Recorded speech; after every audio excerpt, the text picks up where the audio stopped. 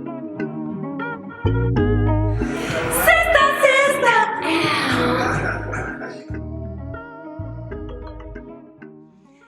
Thanks to everyone listening and watching, and for joining us on another episode of Sistah Sistah. Ow. I'm Zeitlin Perez. And I'm Miss YaYa. We are filming today's interview on International Women's Day. Woohoo! But let's be honest, every day is Women's Day. Mm-hmm. First celebrated in 1911, March 8th marks the day to globally celebrate all things women, all of our achievements across the world, and the contributions we have made to social, economic, cultural, and political advancements. Speaking of political advancements, today on Sistah Sistah, we have Glennis Gomez, an Afro-Dominicana with a bachelor's in psychology and a minor in speech pathology from Lehman College, who is now campaigning to earn her place as District 26 Councilwoman, which includes the Queens neighborhoods of Astoria, Woodside, Long Island City, and Sunnyside. Ow. Shortly after college, Glennis worked for Congressman Adriano Espaillat, así te dice? Sistah Sistah. And then became Chief of Staff for Assemblywoman Gabriela Rosa. Ms. Gomez has over 2 decades of experience dedicating her life and career to public service. So let's welcome Glennis Gomez. Glennis, thank you for being with us today. Mm-hmm. How are you feeling on this mighty Women's Day? Very mighty. Good. I'm feeling excellent and very blessed. We're definitely going into your political career, but being a fellow Dominicana myself, I'm from Dominican Republic, from Santo Domingo, Quisqueya la Bella. Ay, qué lindo. But where specifically in El Sancho Luperón. El Sancho Luperón. Sí. I love it. You talk to me about Manhattan, the Bronx, I got you. Pero... Y yo estoy en esa línea. En esa línea también. But I love that you were born in the Dominican Republic and came to the States at 6 years old. So tell us what that experience was like, moving in the Bronx with your mother, learning a new language, a new environment. Talk to us. Well, actually, when I came at 6, I remember I used to tell my mom, Mami, yo quiero ir para Nueva York. Y Nueva York venía because of the nieve. Yo para Nueva York. And finally, here I am in Nueva York, now learning that it's New York, Nueva York. That's adorable. Nueva York. Nueva York. Y me pusieron en clase bilingüe en la escuela pública, la escuela de la zona, y entonces ahí empecé a aprender inglés como segundo idioma. Y ahora, ¿cómo está el inglés? I think it's very good. Very good looking. Now we're going to continue in English. Very good looking. No, but back then, like in the 80s, that's when ESL classes were kind of just starting. So people were teachers were in the school system were learning how to deal with all these kids coming from. They were identifying that there was a big volume, a big mass of people kind of coming into the country, and they needed that second language. Yes, actually, I think I've been very blessed. I'm told that I don't have an accent. No. But when I got to 6th grade, I remember that the kids would say, "Oh, llegaron las españolas," como que, making bully. Y después un día we kind of stood up and we said, "We're not the españolas. We speak 2 languages. You're I need to speak English. I need Spanish. You need to get on the. Now I'm valuable for 2 people. Yes. Mm-hmm. How about that? I'm gonna take your job in the future. How about that? Mm-hmm. And actually, now that you mentioned that, when you say you're more valuable and that you would take someone's job, that's actually what it is. We are more valuable when we speak more than one language, whether it's Spanish, whether it's Mandarin, whichever other language. But I actually encourage, families, and especially in the education system, that we need to move our children to multilingual. Absolutely. Yeah. Multilingual, guys, not just bilingual. And that could be any racial or national background. Absolutely. Like, if there's white people that learn Spanish because they want to live abroad and they want to learn the language, like, it doesn't have to necessarily be for us. a job, yeah. Exactly. And then in New York City, as diverse as we are, it's just an A+. Actually, the job that I have today that I've been able to maintain for 4 years, I would say it's not just because of my capacity and that I can do the work, but it's been because of my language. I'm the only one in my team that speaks Spanish. That's right. Well, we're going to get to your current job, one of your current jobs, because she has many, you know, porque ella es una mujer poderosa. Porque las mujeres poderosas no podemos hacer nada más una cosa. No se puede. So fast forward to your college years. You went to Lehman and obtained a bachelor's in psychology with a minor in speech pathology. You've spent the past 4 years working for the New York City Department of Education. That's the job that you were just talking about. And are currently completing a master's in public administration at Baruch College. I mean, señora. What was the aha moment that made you want to get into politics? Well, that aha moment has a lot of layers to it. My first encounter, I would say, with it was back in 2010 when I was volunteering, canvassing for a current assembly member, which now he's a current congressman, Adriano Estalla. At the time, he was running to be a senator, and I had no clue about like local politics. All I would do, I was registered to vote as a Democrat always, and I voted for the presidential elections. So a friend of mine said, hey, can you come and knock on doors with me to try to help this assembly member become a senator? And I said, well, okay, let's try it. Speaking English and Spanish. Putting those skills to work. Yeah, I was able to talk to many families, and those that did not speak English, I spoke Spanish too, and the word was spread out that I did an excellent job. So it got to the Senate, to the current assembly member, and he asked that I continue to come and volunteer. So I did that for about 2 weeks. Then I was invited to his inauguration because he did win. And then we began to talk about potentially work for him. And I ended up landing a job as doing constituent services. And then I became his full-time scheduler. So that was, you know, it was a blessing for me. That's how I initiated in government and politics. Started from volunteering. From volunteering. Did you see yourself getting into, when you volunteered, did you say, oh, I've always had a thought to get into politics, or it just happened that you ended up enjoying it once you did that volunteer service? Yeah, no, not at all. I didn't, even when I was in school, I didn't like the social studies class. I couldn't like keep up with the timeline and time of events and the dates. And I thought it was very boring learning about like who all these presidents were. But when I did volunteer, but you know, it was fun. But then when I started doing the work and I started speaking to the families and really listening to the concerns and, you know, the challenges that they were going to. And then also when we did the events, the press conferences that we would have to organize. And when even the senator would say, Glennis, can you go and present a proclamation on my behalf? I'm like, me? Like, you're this?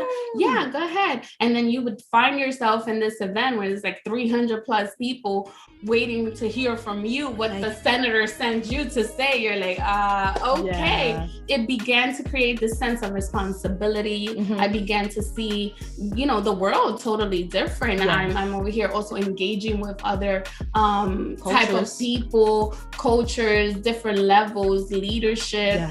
So I'm really looking, diving in deep, I would say, and learning more about the real issues that concern New York City. So I fell in love. I became very passionate about it. And it's preparing you for this journey you're going on now. It's amazing how everything just kind of has a tie-in on everything. So you hear volunteering affecting, you know, really impacting families by doing this work, but you have your own history, issues like domestic violence that I think that you experienced in your own life, and living in a homeless shelter with your son, to living to the New York City Housing Authority system. Yeah, very important questions, and it kind of brings the tone a little bit more serious.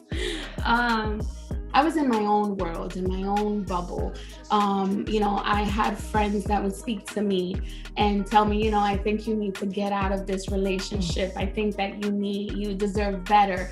But then I would hear my partner, I'm sorry, I'm not going to do it again. Don't leave me. And I love you, and I'm nothing without you, and all that type of you know, words.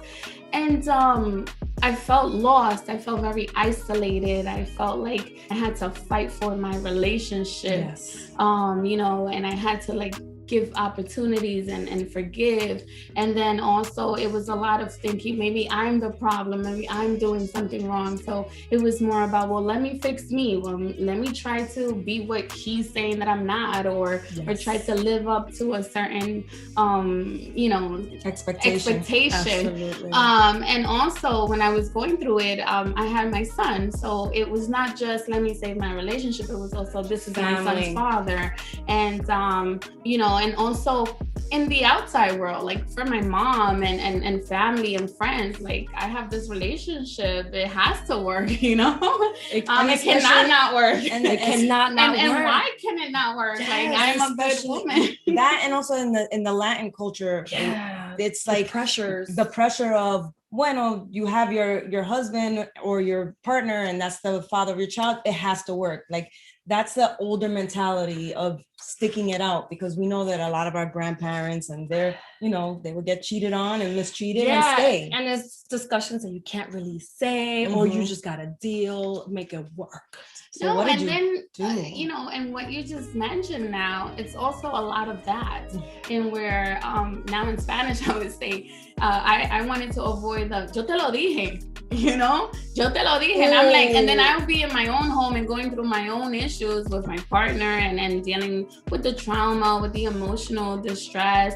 It was breaking me apart. My self-esteem was being like shattered at levels that I had never experienced before. I've heard about domestic violence. I've actually, I saw it in my mom at least 2 or 3 times when I was younger. Not at the level that I experienced it, but I always used to say, oh, I'm not gonna allow that. And actually, I'll be honest, when I was working in government and politics, at the level that I shared with you guys, I remember I would consider myself a feminist, not radical and where, you know, you don't want to know about men, but just a feminist in the sense that I would value women and I wouldn't want them to be mistreated, and I'm all about empowerment and they should be in leadership.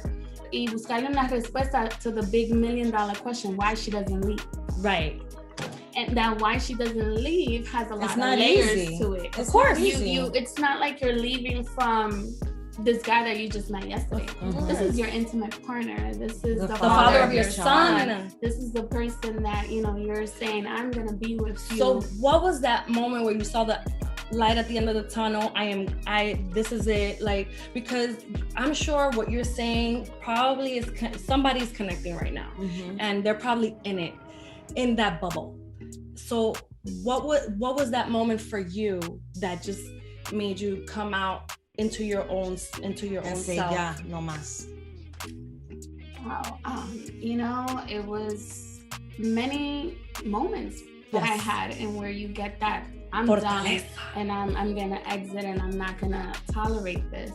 But then comes that, you know, forgive me and forgive me. But then it was that one night in where my son is sleeping, and I said, okay, this can't continue like this, Glennis. Let me go out to the living room and let's like have that final real talk, because I have to figure this out. Why is all of this happening? We didn't have such a great conversation, and it turned ugly again. And then I remember that because it turned so ugly, I just went into the room and I got on my knees. And it was a moment of going back into that woman of faith that I have been. And I said, you know what, Lord, I can't no more. And I think that night, honestly, I don't know the level of faith of everybody that may be listening to me or that will see this interview, but I knew that the Lord was there listening to me. I let it all out. It was all of it. Everything came out. And I remember that my son's father came in the room and said, hey, get up, let's talk. And I said, no, get out. And he just couldn't. He was like, well, this woman must be going crazy. And I cried it out, and I le clamé a Dios. I told God, yo no puedo más, ya, like, sácame rendida. Me rendí a los pies de Cristo. Dije, sácame de esto. Y en la mañana me sacó. pasó lo que tenía que pasar, lamentablemente no en las mejores condiciones, pero el Señor me sacó de esa relación ese día, septiembre 11 del 2015. Wowzers. Y hasta la fecha no he regresado a esa relación. Wow, that's such a powerful story. Pero fue el Señor que me sacó. That's how it should be. And you know what? It all works. You know what I'm saying? It all works. You just needed that level of assurance that doesn't matter what's gonna happen, I'm not alone. Sí. Wow. Yeah.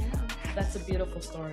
And I know that this has served also in your campaign and serving the strength that you've gotten from that relationship of, no, I will not put up with this. And then going forward, I will not put up with this, and I will not put up with this. And putting boundaries, which I guess absolutely I wasn't putting before at the level that I should, but it's more of that he's my son's father. He is somebody that I'm intimate with, you know?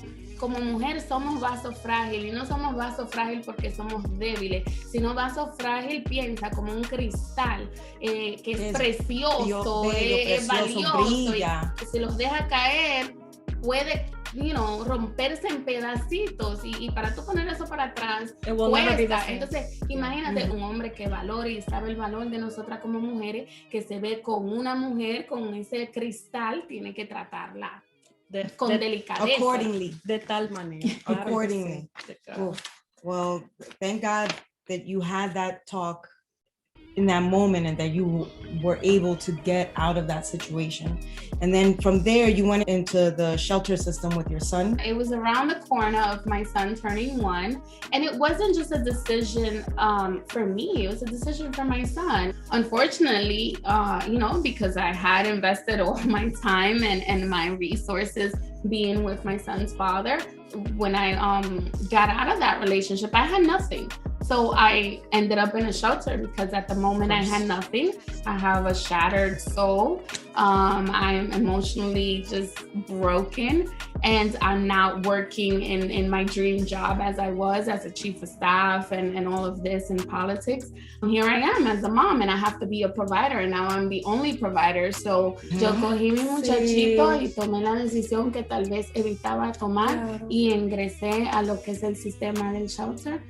And we learned in your bio that the shelter system was not designed to help empower families in obtaining permanent housing, and that the shelter system lacks an exit plan to provide people with the necessary tools to gain employment and acquire permanent housing, which sucks. So having lived this firsthand, talk us through what that was like for you living in the shelter system and what policies you are fighting to implement now once you're elected into office. As soon as I started the process, I began to see a lot of things. I'm in this long line and I see that there's metal detectors and a lot of families, women with strollers just like me. So I was walking into the unknown. It's not like I had a manual saying you're gonna do this and this is gonna happen next. No.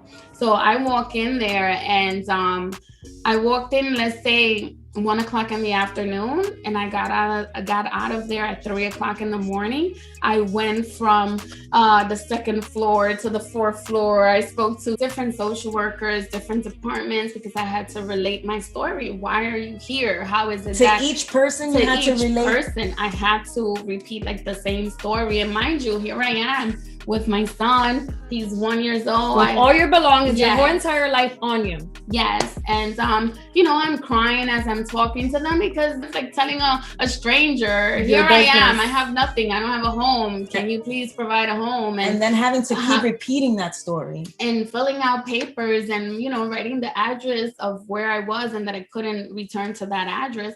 Finally, like around 1 a.m., I'm sent to like this huge basement. While I was there for almost 2 hours, I pressenced people fighting, like 2 fights going off. You have every type of culture, every type of nationality, every type of social class, I would say. There, stuffed in a room. Yeah, in a room, waiting to be assigned and placed into a motel. Frustrated, or angry. Or a shelter center. And with their children, the children are crying. Here I am trying to feed my son, changing Pampers. I haven't bathed and nothing like that. And I'm going to the unknown. But finally they call, Glennis Gomez. I don't know if it's for one night, if it's a week or whatever it's gonna be. Because they don't explain this. Yeah, so you're just being told to, like, here you go, here's your paper, and and it's like, oh my God.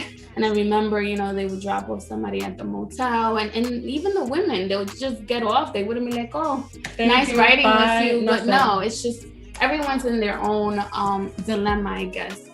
And finally, here I am, Kings Inn Family Center in East Elmhurst, by LaGuardia Airport, right across the street. And they're like, okay, this is where you are. When you go in there, give them the paper, and they'll tell you what to do. When I walk in there, all I had is one luggage, my son's stroller, and my son. Oh, okay, Glennis Gomez, your room is number 130. Here's the key. And she just threw the keys at me. You go in, you make a left, make a right, and that's your room. Make sure you go to your appointment tomorrow at 9 a.m. if you want to stay here. And that's it. I said, okay. Wow.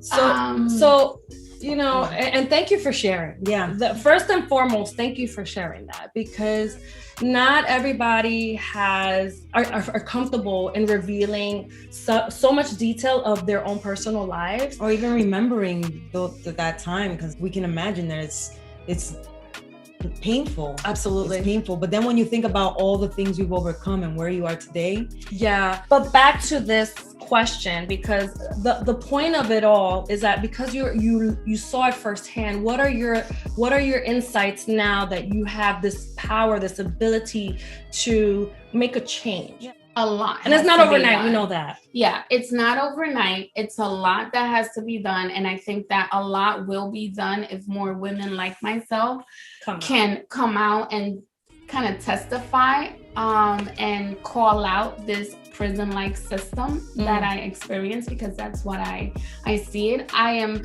let me clarify, because some people may hear this and say, oh, but you shouldn't speak like that because you should be grateful. I am extremely grateful, and I was blessed that I had a roof over my shoulder. But there are flaws with the system. We are talking about women who have experienced trauma, that have experienced mistreatment, and that are walking into a shelter system with children.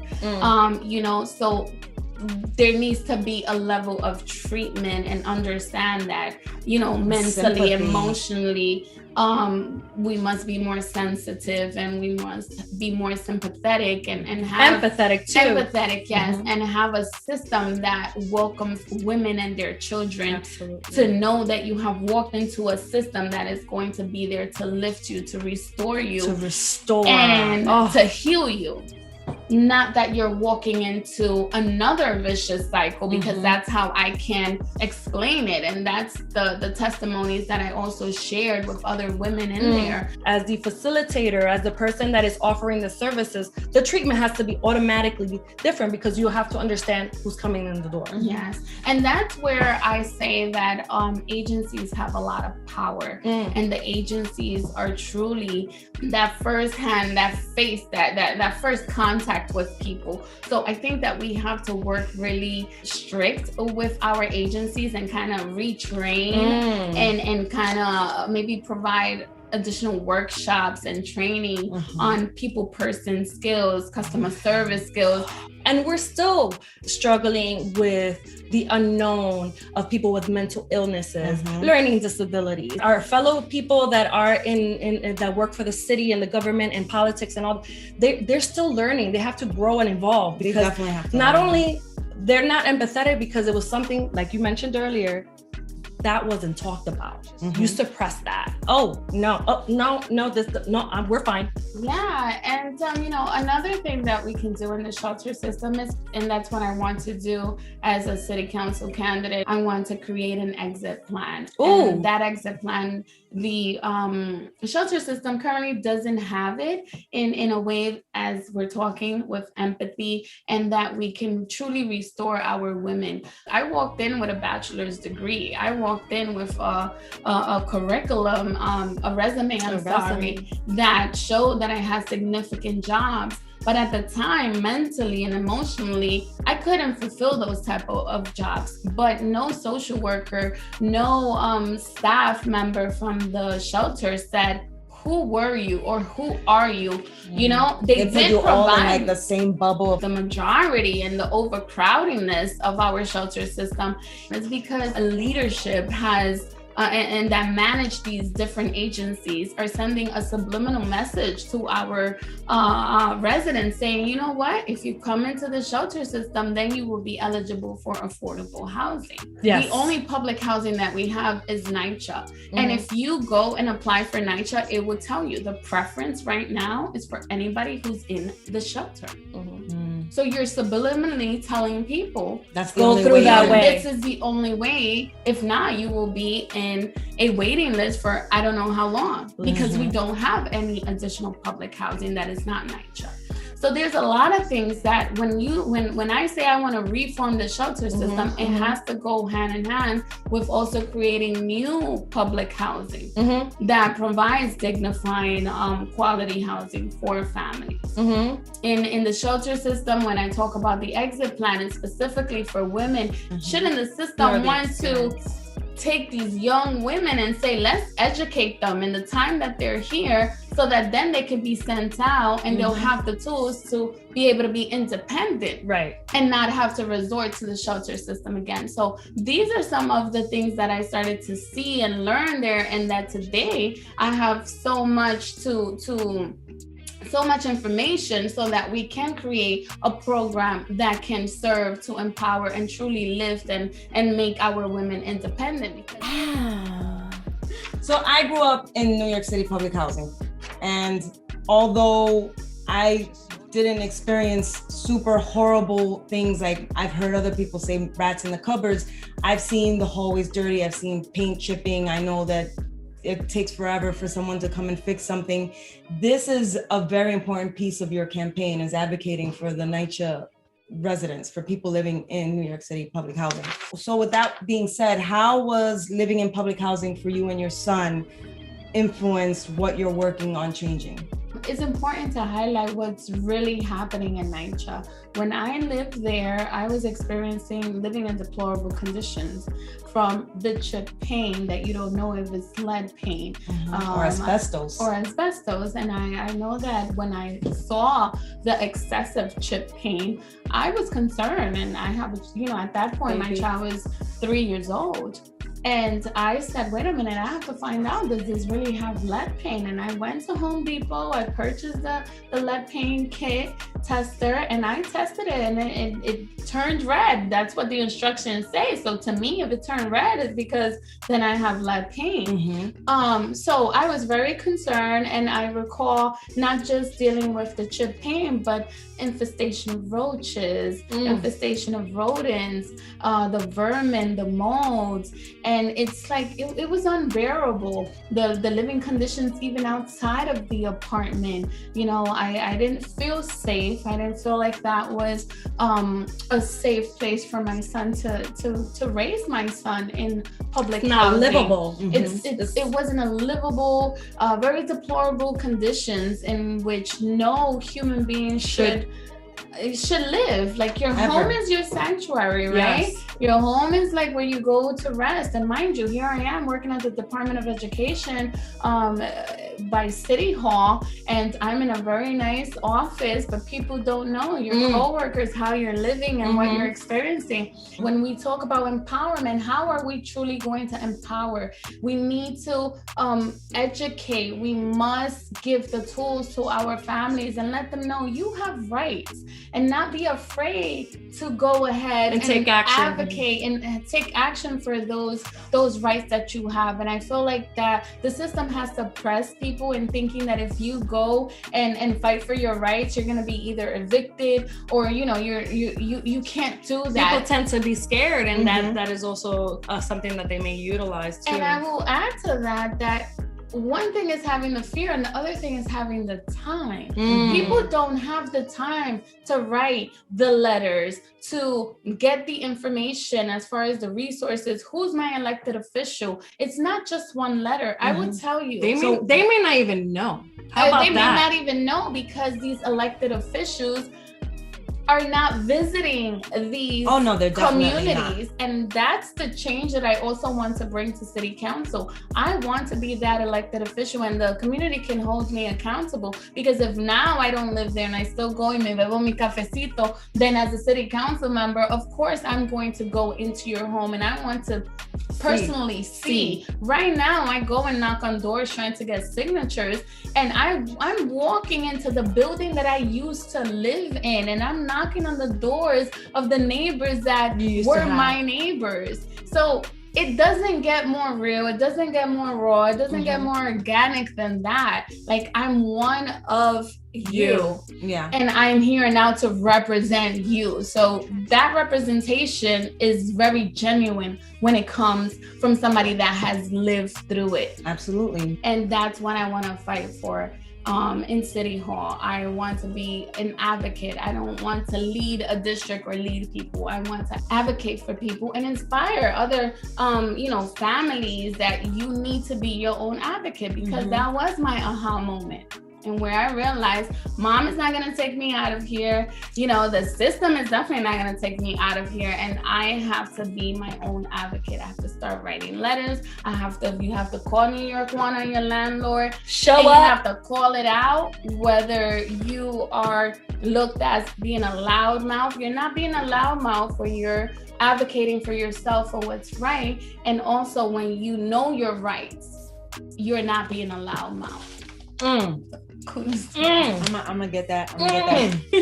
I'm just sitting here in awe. I'm just like, I see the little corazoncitos like coming out of her head in the background. No, listen, you tied it all together. You tied it all together. You've been being prepared for this. Yes. At the moment I didn't know, but when I try to look back now, I'm like, this is making a little sense. Although we can never understand, the plans that the Lord has for you, and they're truly bigger than what you have planned or in store for you. It's to know that you never know. But this is the thing that Z and I. This is kind of a ongoing theme from the very first episode we ever had. One, we always ask about the aha moment of why someone's deciding to pursue the career, the passion that they're pursuing, but then also the resiliency, that every bad thing, whether we like to see it or not in the moment, is preparing us for something bigger and better, and to make us stronger, and to get thicker skin.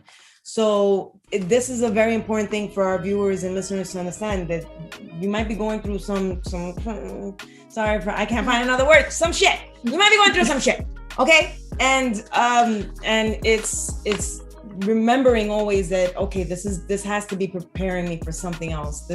And keeping that in mind. And whether you have faith, whether you believe in God, you believe in the universe, you believe in law of attraction, you have to believe in something to pull you through. Yes. And also believe in yourself that you can get up from whatever situation you're in, and that you're not your circumstances. And that is one thing that I would say that I always had in my mind. I am not my circumstances. Although I would see, you tangibly see yourself in a situation and you're like, well, but I know that this is temporary. And I owe that a lot also to the community of faith. So the faith-based community, in our underrepresented communities, they're there to help, and we have to work with them. So upon me getting to city council as well, I look forward to work with the faith-based community hand in hand, because they do a lot of healing and they are essential when it comes to restoring and lifting our community. There's so much that you handle, from the mom, from the political journey that you're going through, everything that you've done, of Education. all of it. How do you get yourself back? I'm sure you've shared all these moments of adversities, like doubt, like stress, everything. So how do you balance yourself? What do you do to get yourself back on track in the zone? Do you have a regimen that, like, you know, when it comes to self-care? Well, I'm a woman of faith, so when it comes to my faith, I read the Bible, I pray, I listen to a lot of sermons. And I'll be honest, those sermons have sustained me throughout the years. Because when one voice is telling you no, or you can't do it, or, you know, something negative about who you are, that faith and the word of God and those sermons of empowerment and, you know, totally opposite from the negative comments, that's what keeps me grounded and keeps me moving forward. And also my son, you know, I have a lovely 6-year-old, and I know that I have to keep moving forward, because if I move forward, then his advancement is really it depends on what I do.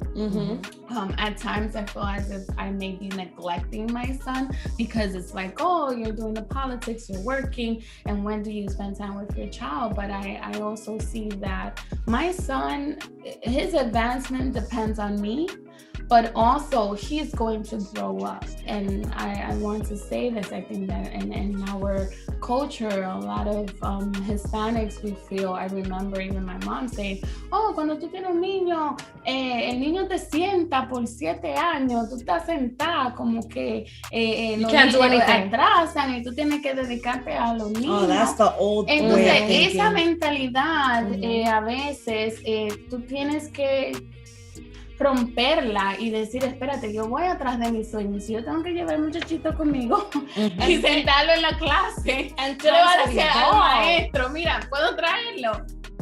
Porque hay que hacer lo que hay que hacer, porque ellos también crecen, tienen su familia, y luego te quedas tú como mujer y como madre y dices, espérate, yo no hice lo que yo deseaba, yo no llegué a hacer. Y a veces hasta los mismos hijos te apuntan el dedo cuando tú le dices, ve a la escuela y dices, mami, pero tú but you didn't go. And entonces es como que, pero yo no lo hice porque estaba aquí sacrificándome por ti. Entonces yo creo que en las familias, y más ahora en el 2021, hay que sacrificarse a todo el mundo. Mi hijo se está sacrificando, yo me estoy sacrificando. Y hay que hacerlo. Times have evolved. You know, those were the customs that our parents did, because that was the time. Those were the resources at hand at the time. We were brought up to believe that once you have a child, your life is you're over. Done. Exactly. And that's not true. No, in all elements of life, you know, either you're a child, or if you're not married, or if you're over 40, you're done. You know, the bata comes out. This clock, what is it? The social clock or something? Yeah, a biological clock. Yeah. Like, by this age you're not here. By this age, that's too much pressure. I'm glad our generation did away with that. Yeah. Absolutely. I mean, most of us, there's still still so much to learn, but I believe that slowly but surely, our parents and these generations are coming around. You know? I mean, we're showing them. You're showing them absolutely that, you know, this can be done. We can do this. Well, with my son, what I do when I'm out canvassing, now we're doing petitioning. So I have to collect over 270, minimum 270 signatures to get on the ballot. And my son goes out with me and he hands out the literature and said, vote for my mommy. She's running for city council. So I have that you know, as I'm pursuing my dream, I would say, I'm also instilling in my son that you have to have this sense of community. And I'm teaching him things and exposing him, and things are not given. You got to work you for it. have to work for them. And also when it comes to education and in my platform, I truly believe that we need to expose all of our children, give them access and opportunity. Wait, so your son is going to be president, is what you're saying? Yeah! Well, only the Lord knows. So your but son is going to be president. I Okay, think so. great.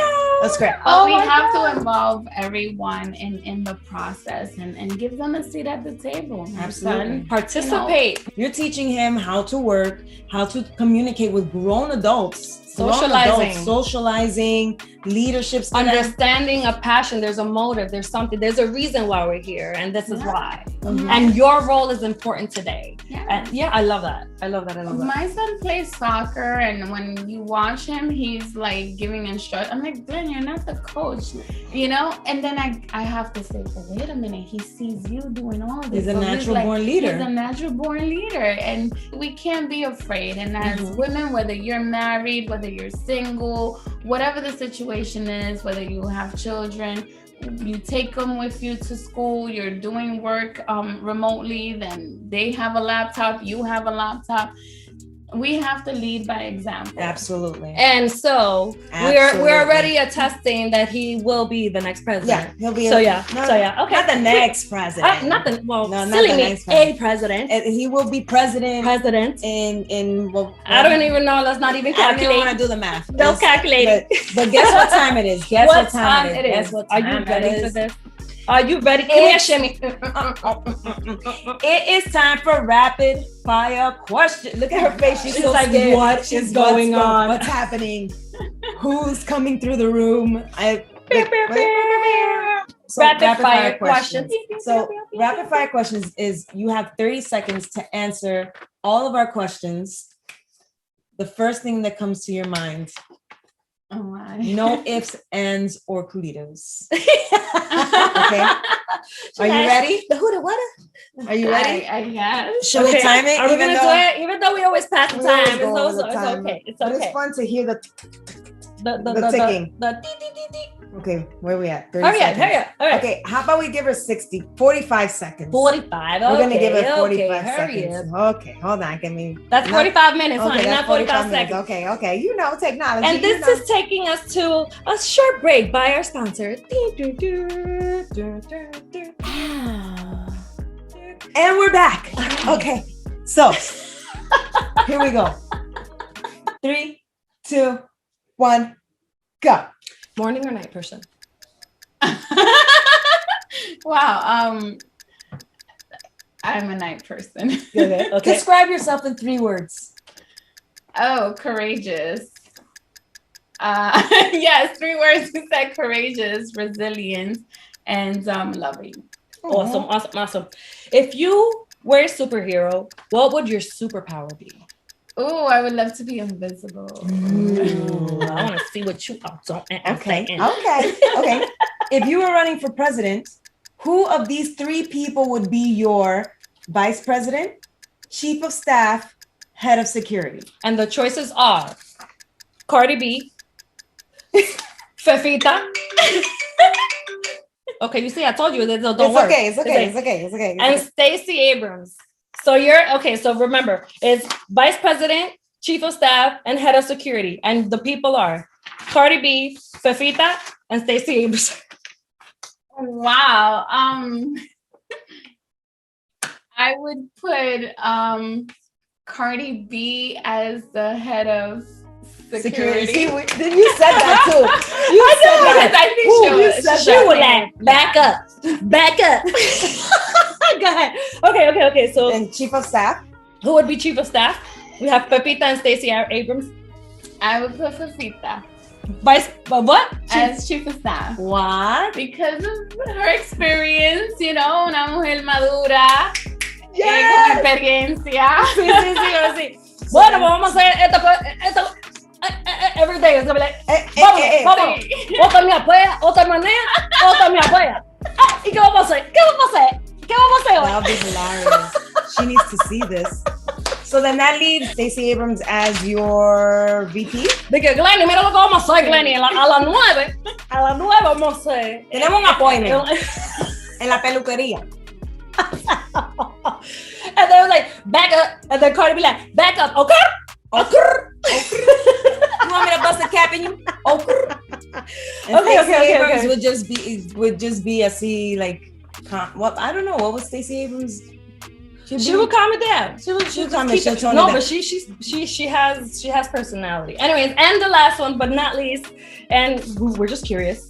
What's your favorite curse word? Say what? These questions are fired. Rapid fire questions. I would say what the WTF. WTF. That's it. What the? It could be a lot of different things. Of course. But if that's what in the world? Oh, what the heck? What the fudgies? What the fudgies? That would be That's you. me. It'll be what the blank. What the blank? Fill in your own blank. Depending the situation. What the? Oh my God. So what's next for Glenny Gomez? How far are you aspiring to go with your political career from District 26 Councilwoman to? Well, we have to be very grateful of the small beginnings, right? Right now, like I said, this is a leap of faith. I think I have the experience, I have the educational background, I have the resiliency, I have the personal experiences in the different issues that pertain to, our communities right now. And besides all of that, I have the passion and I have the commitment to serve my community. So in the capacity that the Lord sees me and that also the community, upon electing me as their city council candidate, I'm ready for it. I'm ready for the leadership or the position that the Lord has for me to serve my community. We are in times of much needed change.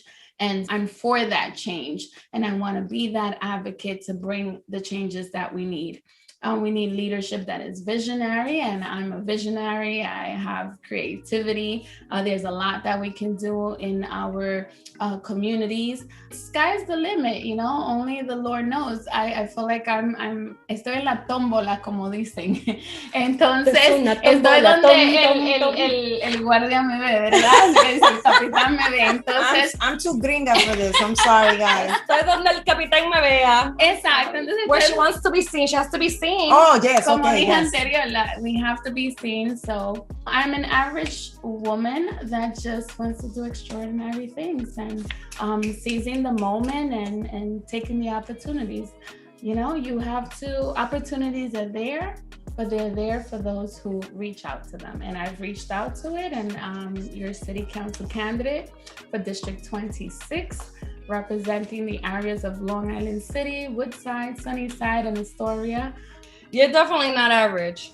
You're a voice of the people, and you're a voice of the people. You have lived it. You've been there. I need an autobiography. Yeah, it has to happen. The story needs to get out. Like, okay, you're here at Sistah Sistah, and yes, we are the first to share your story fully. I'm just gonna we should take credit for that. Are we the first to fully share your story? We got the exclusive, but definitely an official autobiography and a movie. I'm just saying, okay, because.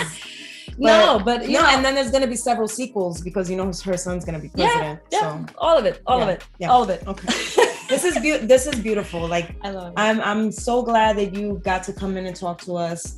I was dying for Z to meet you, and I think this is great. And thank you once again for sharing your story and so openly, because that is a key.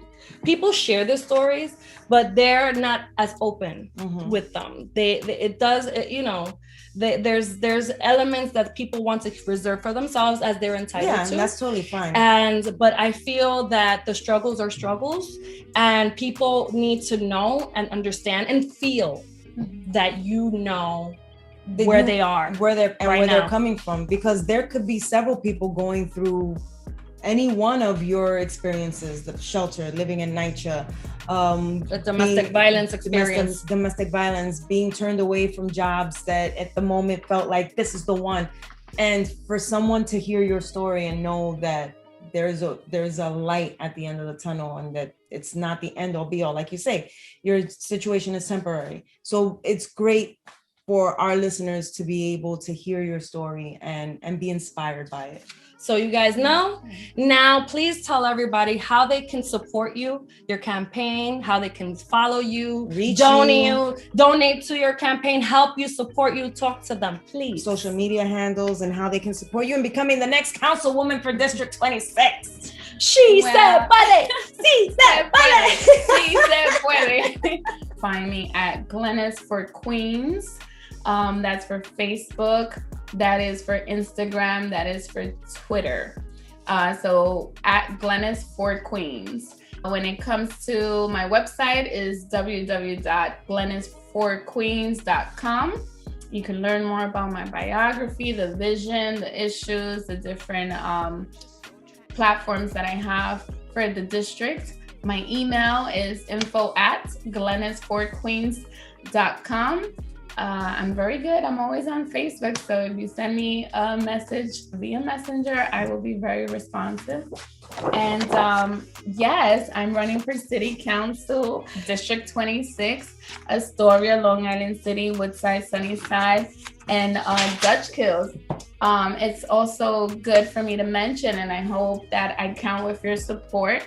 Right now, we are petitioning. If there's any volunteers that want to come out and knock on doors, we are following all the protocol. We have face masks, hand sanitizers, and we're maintaining social distancing for those families that open their doors. We are very thankful, but we're collecting signatures. We have to collect 270 signatures plus. We're trying to get 1,000. We're almost there.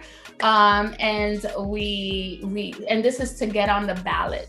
So upon getting these signatures, I will be able to be on the ballot so that my district residents can go out on June 22nd and potentially vote for me.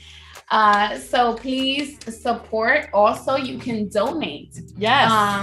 Money is key in any campaign. Because the money that you use is for making sure that you follow COVID-19 protocols with masks, hand sanitizer, to buy literature, to pay for consultants, and it's so much that takes on a campaign. And money is key. It's worth to mention that in this campaign, I am the only 100% Latina woman of color, Dominican, Afro-Latina. There is another woman running that she's African-American. I'm also very thankful that we have a lot of women also in this candidacy. But I am the only Latina, and there is a high percentage, about 32% of the district is Hispanic. And they have also expressed their concerns that they lack representation from. And you're here for it. So where can they donate? You can go into my website, www.glennisforqueens.com, and just click on the donate button. And you can donate minimum $10 or more, whatever you can. Every single dollar will be matched 8 times because I was able to be part of the campaign finance board. So it's a program that the city has, and where they will match 8-to-1 any contribution. That's amazing. That's so beautiful. All my Queens people from Astoria, Long Island City, East Elmhurst, Astoria, Long Island City, Woodside, Sunnyside, there you and go. Dutch Kills. Guys, come out, get your signatures out, or don't wait for somebody to knock at your door. Just go and register. Say, hey, I'm for Glennis Gomez. Let's do it. Glennis, thank you. Thank you for your story. Thank you for what you do and what you continue doing. You're a blessing. We are survivors. We're courageous women, and I just inspire and want to motivate every single woman and family that's out there You're not your circumstances. COVID cannot get the best of us. Never. We're New Yorkers. I want to inspire you to go and Google, what is it, the song Empire State of Mind? Yes. And don't forget that, these lights will inspire you. Yes, they definitely will. Definitely will. Because And these lights in your story are inspiring me. we live in New York City. We Yeah. have that spirit of resiliency, and that's all that I want to do as a city council candidate. So please support me, and I thank Sistah Sistah for inviting me. This is amazing. This is so fun. Yeah, wait. Yes. But you know what happens now, right? No. Because now, Thank you we for know the your story. opportunity. Thank you. Now that you Thank know, you for coming. we know your story now, and you shared it with us. And obviously, we're a community of women. Sistah. And now you are officially a Sistah Sistah. Oh, wow. That was great. Thank you so much. I have to learn it, right? Okay, let's do it. So it's Sistah Sistah. Okay, ready? Okay, let's do it again. Ready? Okay. So now we are officially Sistah Sistah. you got it. Thank you so Awesome. much. This is amazing. Awesome job.